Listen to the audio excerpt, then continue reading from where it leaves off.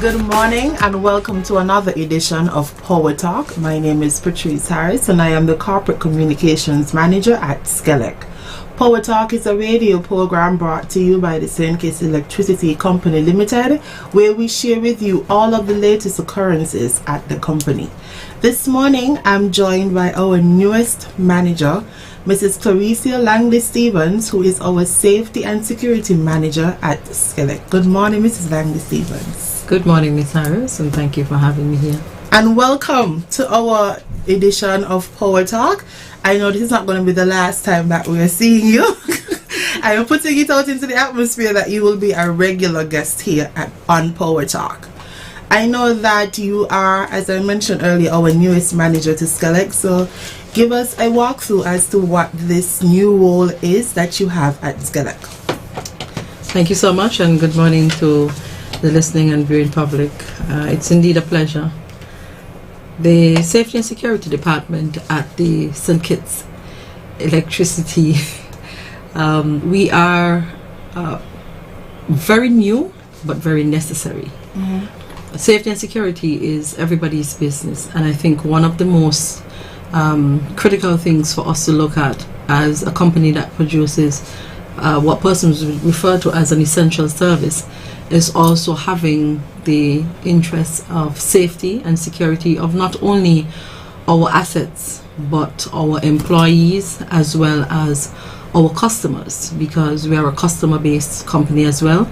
And I think having this department to be able to put the necessary policies and procedures in place would really take us to the next level, and I think that is what SKELEC is all about, doing what we do to the best of our ability to the benefit of everybody.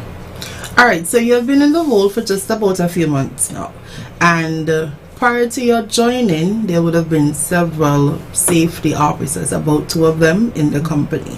So walk us through what is it that this department intends to bring about, some of the changes that you're hoping to implement. Okay. So safety and security is probably one of the smallest departments that SKELEC would have. Our hierarchy would look at a manager, myself, and then there are going to be 2 safety officers responsible for compliance, training and development, more or less like policing the company in terms of its safety and security procedures. In addition, we are also going to have an administrative support officer who would be responsible for the secretarial duties. Of course, we also believe in the department that we should have cross-training, so all of us would be able to do each other's tasks. I think that builds redundancy and it strengthens our capacity to be able to represent the interests of safety among all once we're able to do that. So it's a small department, but it's going to be a very dynamic department, and we understand the role where we have to be the ones to be able to, and I've started the process already of observing and assessing what exists, what is necessary to take us to the next level, what timelines we are going to be using, as well as the tools and the equipment that would help us to get our jobs done. I think for us in safety and security, we have our own strengths. The officers has already been identified, so I know what the strengths are, and we also understand our weaknesses. And I think that's one of the areas that when we come together as a unit, that we'll be able to work and to complement each other to give SKELEC the best representation in terms of safety and security, not only of the employees, but of our compounds, our operational spaces, be it on the road for our field teams, or even on our generation plant, or technical department, or even our administrative building. Alright, so since you've been at SKELEC, you have already started to implement some changes, some policies, different committees. Tell us about what some of these include. Okay, thank you so much. So one of the first areas that we looked at is to be able to join what already exists to be able to make a meaningful contribution as to how it can be improved. The first initiative from my onboarding exercise would have been to be a part of the Occupational Health and Safety Subcommittee, and I think it's an excellent committee which has the best interests of safety, occupational health and occupational safety, of all and sundry at heart, and I think having the opportunity to sit with that committee to be able to learn especially about the generation of electricity and how that works and the level of risk that exists and how we as a department can develop and implement policies to support our staff and bring best practice from not only our own operations or way of doing things, but to be able to look at similar models around the Caribbean, which we've started looking at as well. In addition to the Occupational Health and Safety Subcommittee, we would have seen the opportunity to further strengthen our entry protocols at the company, and so persons who are frequent to SKELECs compound would recognize that our security protocols would have been enhanced in terms of entry to a facility where you now have to present your employees have to present their SKELEC IDs, and visitors to the compound must present a photo ID, a government issued photo ID, and of course will then be complemented with a visitor's ID, and then it be returned accordingly. In addition to that, there are other small components that would allow you to be escorted to your area where you're going to conduct business. In addition to that, we also see that we are encouraging contractors, vendors and patrons to our compound to be able to dress a particular way. For example, if you're a contractor, we expect you to dress according to the standard of contractors on our compounds, and it's a way of keeping you safe as well from all of our own operations at our compound, and this is particularly so at our generation compound because of what transpires there. In addition, we would have also started our training and development program, and with this training and development program, one of the most vulnerable hazards that exists for us as an electrical company is to be able to be exposed to fire-based hazards. And so we've started with several of the staff, the technical staff, operational staff, to be trained in fire prevention and safety with support from the St. Kitts and Nevis Fire and Rescue Services, and I think it was an excellent jump off.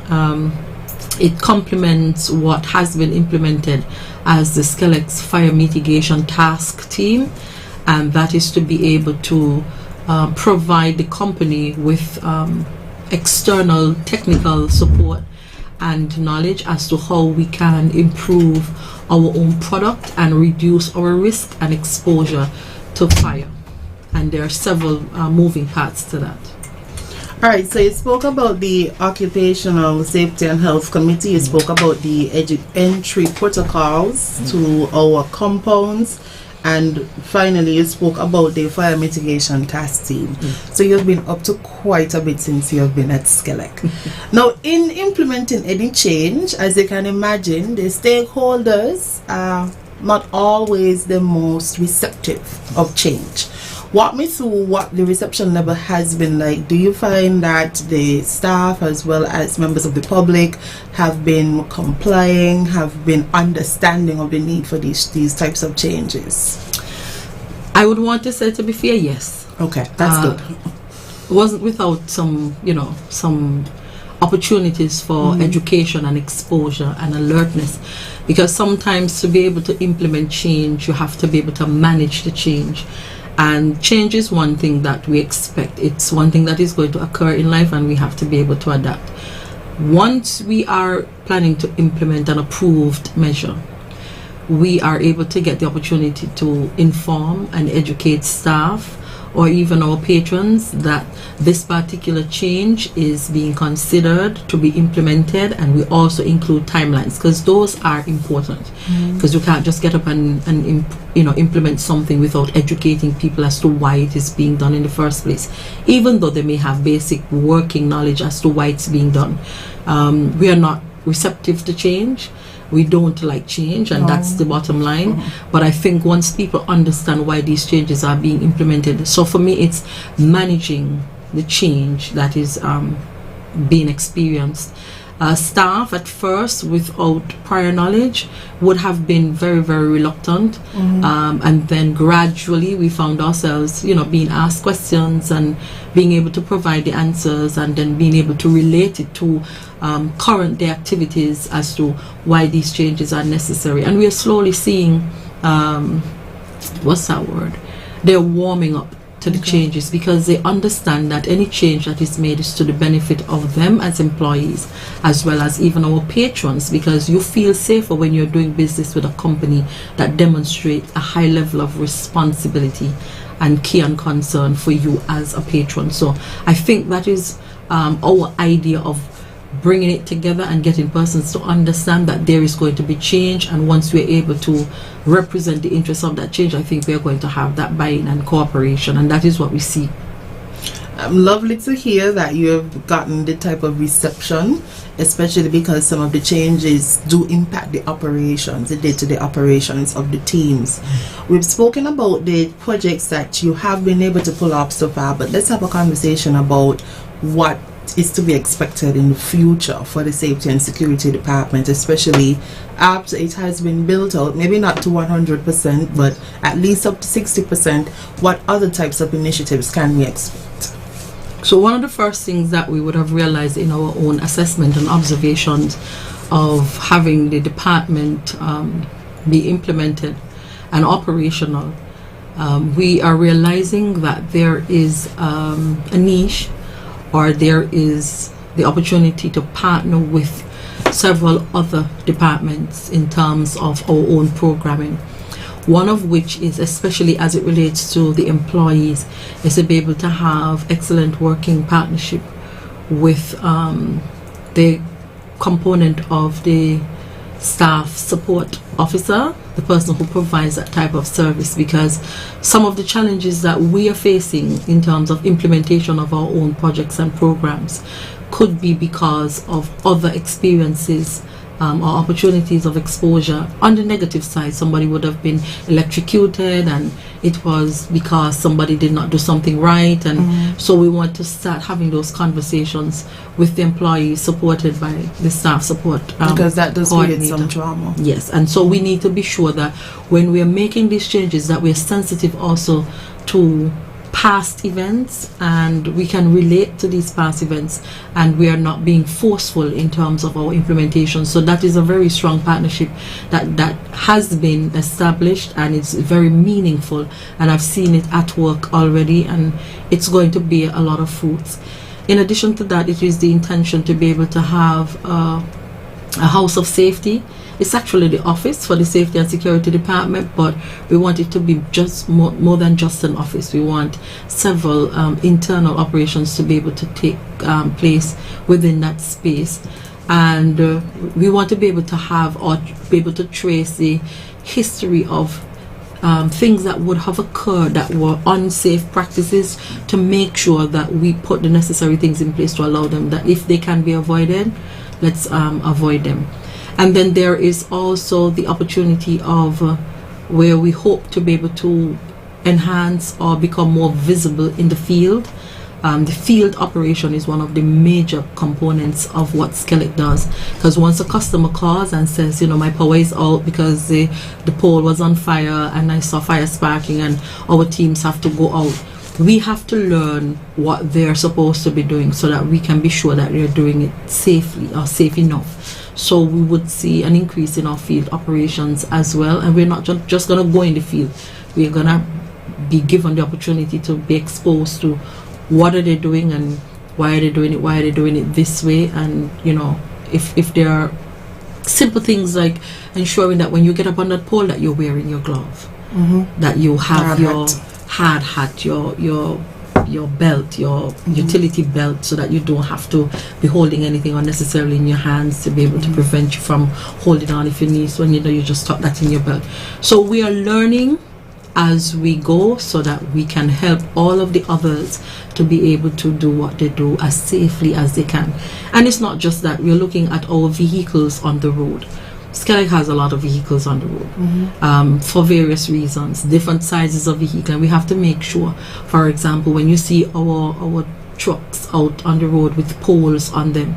We have to be sure that we are sending a signal to the vehicular traffic behind us or next to us that, you know, we're carrying heavy load and we want you to, you know, stay back a certain amount of feet and things of that nature. And those things are coming into practice as we evaluate what the company is doing and how our teams are doing on the road and how they're operating. So we are learning while at the same time making the necessary changes to be able to advance us.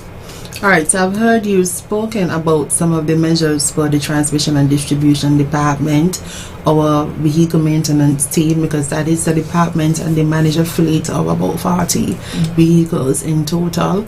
Our generation plant and the fire mitigation task seem very important because there have been several fires definitely in the last 2 years alone, so it's important to ensure that we can prevent these and we can operate in a very safe manner. One of the other more or less disasters or crisis events that does occur in SKELEC is hurricanes. And SKELEC does have a very robust ironclad disaster preparation plan that we start working on from as early as about April, May.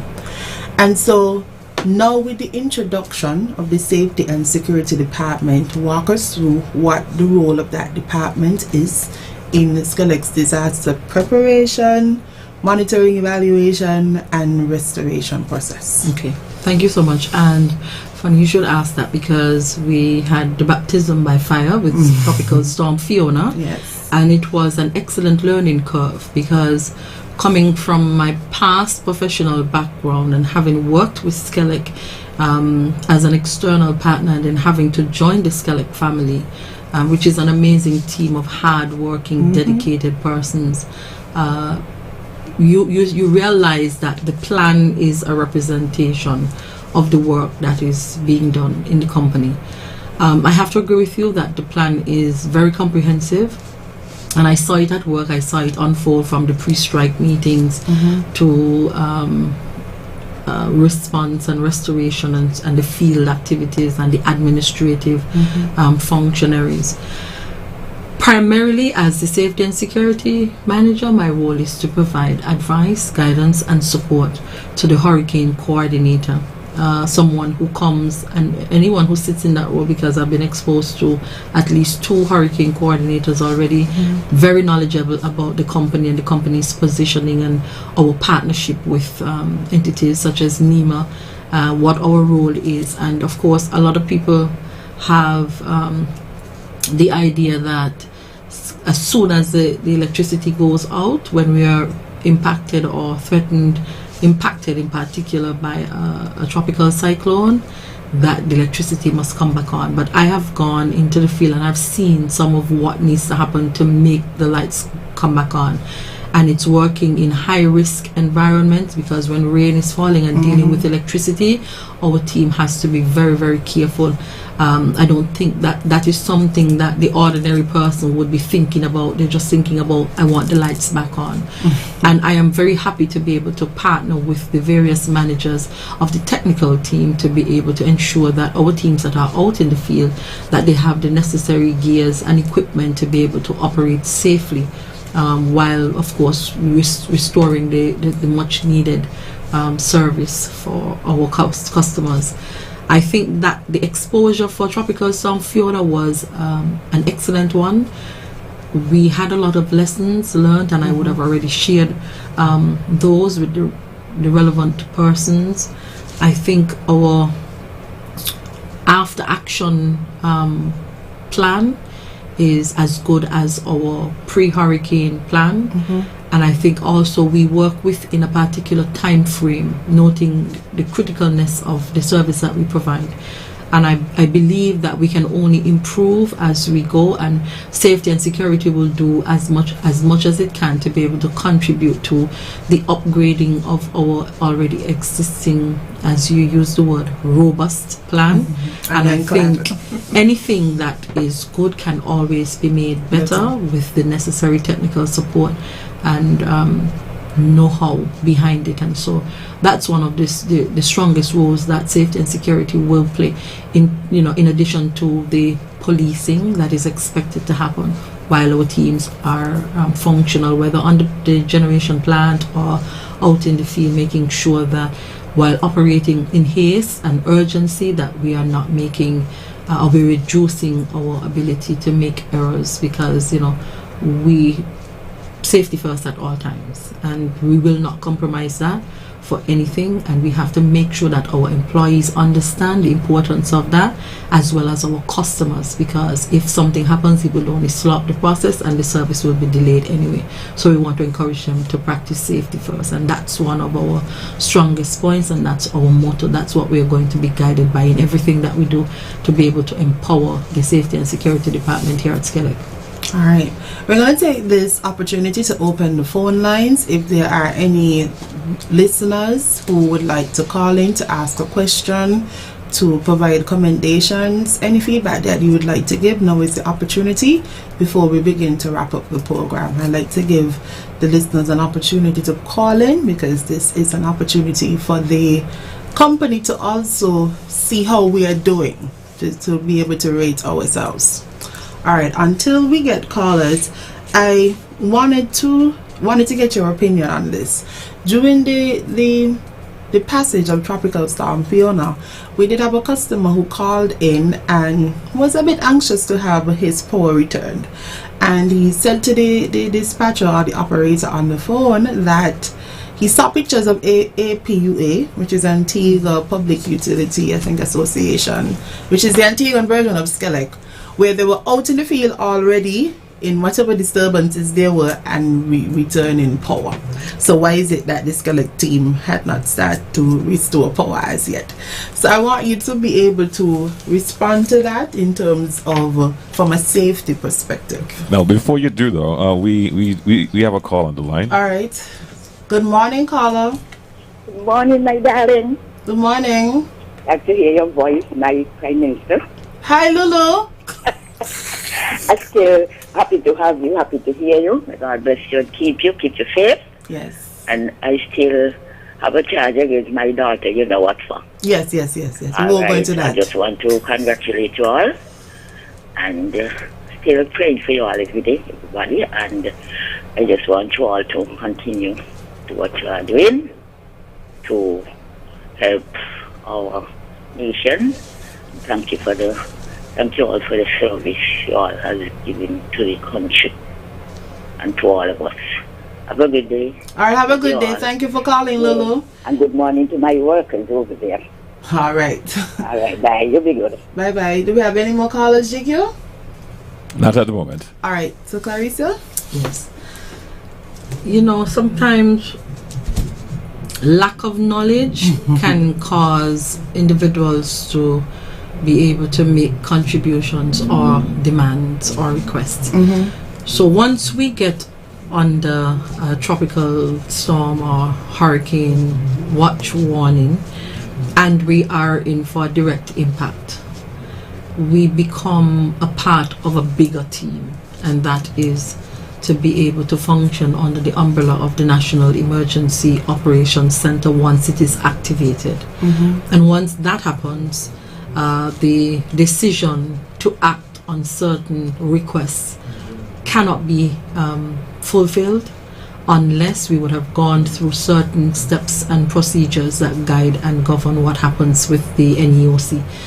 And SKELEC being a part of the NEOC, we have to wait. Even though Antigua may have implemented or would have been out in the field, the storms don't affect us the same time, and it does not affect us in the same way. And we have to make sure that our scouts go out and be certain that we are sending our teams out into a less vulnerable environment. So it means that we have to wait for the clearance, not necessarily an all clear, but the clearance to be able to go out and assess whether or not it is safe to be able to start our own restoration process. All right, thank you so much for that.